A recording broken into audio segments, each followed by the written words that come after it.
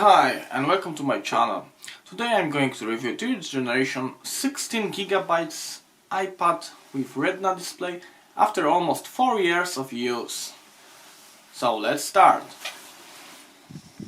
So as you probably noticed, I still have all the boxes and papers. So let's see what came with iPad 4 years ago. We got very nice box. Of course it's white, there's some information on it, how many gigabytes inside, and info that it's Wi-Fi cellular. Okay, inside the box itself there should be some stickers and instruction manuals. This is from the operator. So yeah, some instruction manuals. iPad, welcome to iPad. Stickers and some kind of useless information required by law. So here was the place for the charger itself. I still have foil for the charger. The cable was here. So we got full complete. Yeah. But let's come to the most important, which is an iPad. So iPad is still in a good shape, but it depends on the person. That shows you, like, if you're buying the iPad in the used markets from the person like me, you still can have an iPad in pristine condition, except cable, because cables they're using to get crappy. They used to get crap after 2 years of usage. So you have to buy a new cable. It costs around €1 or $1. Original maybe 5, but it doesn't really matter. So as you can see in the old iPad 3rd generation, there's front and rear camera. It shoots pretty nice photos. The old type of the connector, so-called 30-pin dock connector. iPad is still responsive. It doesn't have Touch ID. It wasn't invented that time. It was the time of iPhone 4 and 4S. So you have to swipe and unlock, put some kind of code. What is very good thing, after those 4 years of use, the battery is still great. I'm charging it once a week, sometimes twice. It's used mostly for animations. My girlfriend watches animations on it, and it still lasts long hours. I updated it fortunately or unfortunately to the newest system, so it slowed down. When you want to check the post, you have to wait a couple of seconds, you see, before it's loaded. It's a big con of it, of updating, because once I got it, it was amazingly fast.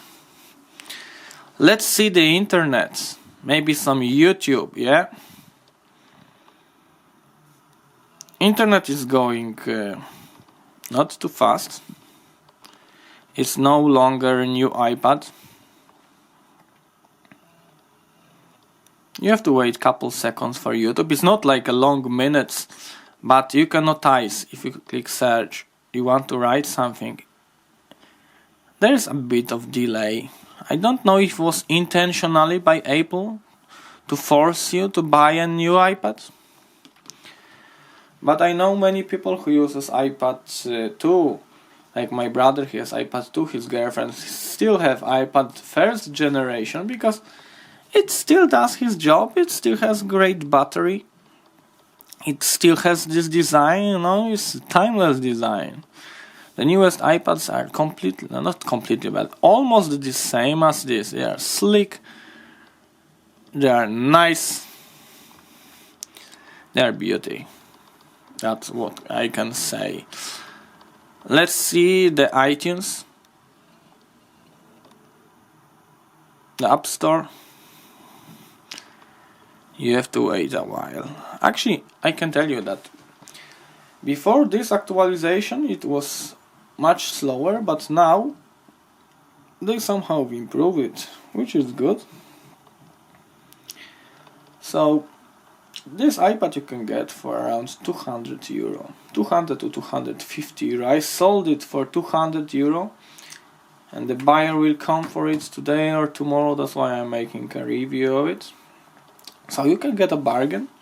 You don't really need the newest model if you're not into playing the latest games and not into editing videos. It's still fine. It has great resolution, it has Retina display, so you can't notice the single pixels. It has only 16 gigabytes of memory, which is enough for internet and even enough for your photos, as long as internet, because now they're storing the photos in the cloud. So as long as you have internet, you can access all the photos from your computer, I mean Mac or iPhone. Just scroll in here. You see it's a bit laggy. That's a disadvantage of it. I think it's still in the beta. But if you wait a while, it's fine. You can also choose particular albums. So you know what you're looking for.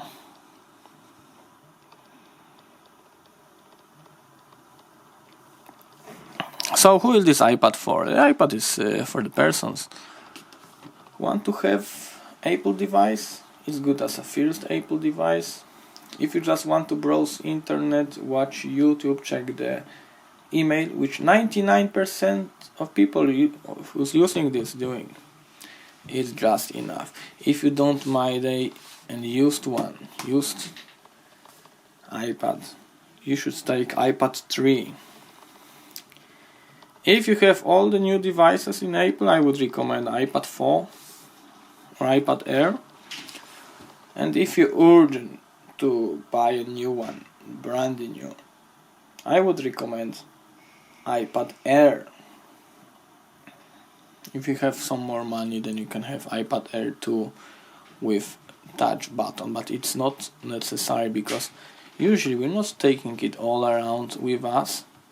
It's for home, maybe for school, so it's not like a phone. You have to take it 10 times or more than 10 times a day from your pocket and open and log in. So you need a touch button in here.